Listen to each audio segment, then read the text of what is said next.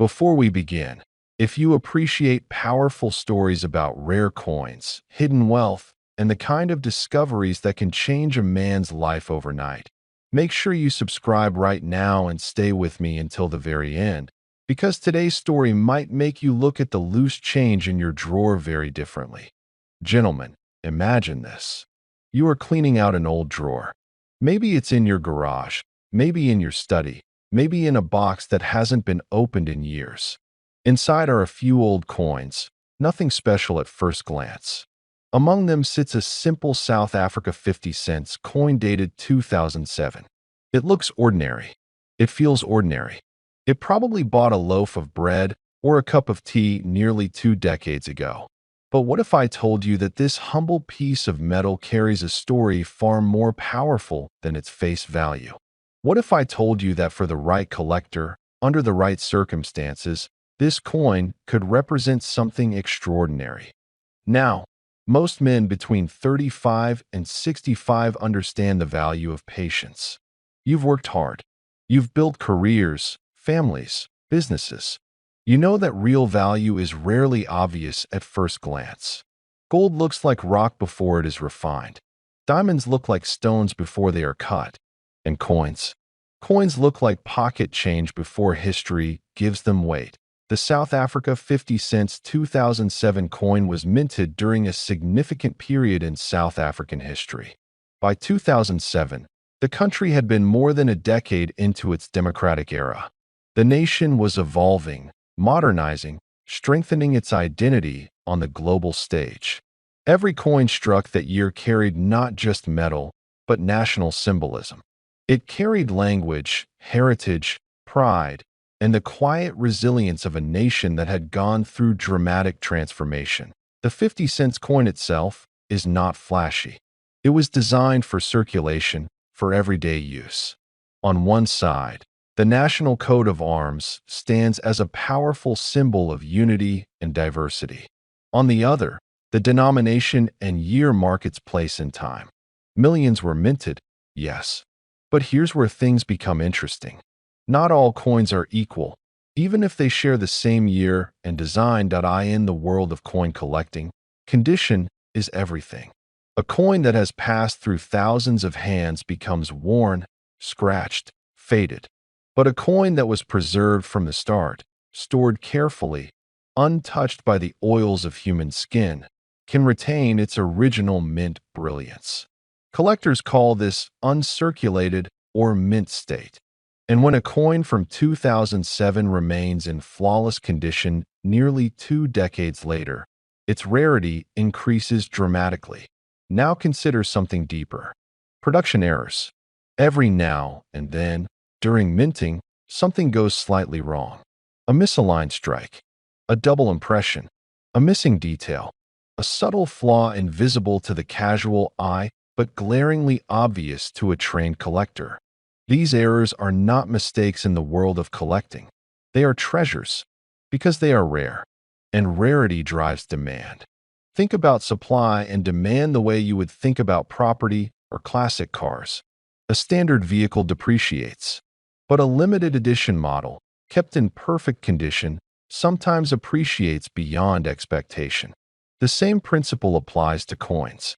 A standard circulated 50 cents 2007 coin might be worth only its face value. But an uncirculated specimen, especially one with a verified minting anomaly, can command serious attention in the collector's market. And here is where psychology enters the picture. Men in our age group understand legacy. We think about what we leave behind. We think about smart investments. We think about assets that carry both financial and historical weight. Coin collecting is not just a hobby for retirees. It is a disciplined pursuit that combines history, economics, art, and strategy. The South Africa 50 cents 2007 coin represents a moment frozen in metal. It reminds us of an era when the country was strengthening its global presence. The design elements reflect national identity, cultural unity, and forward progress.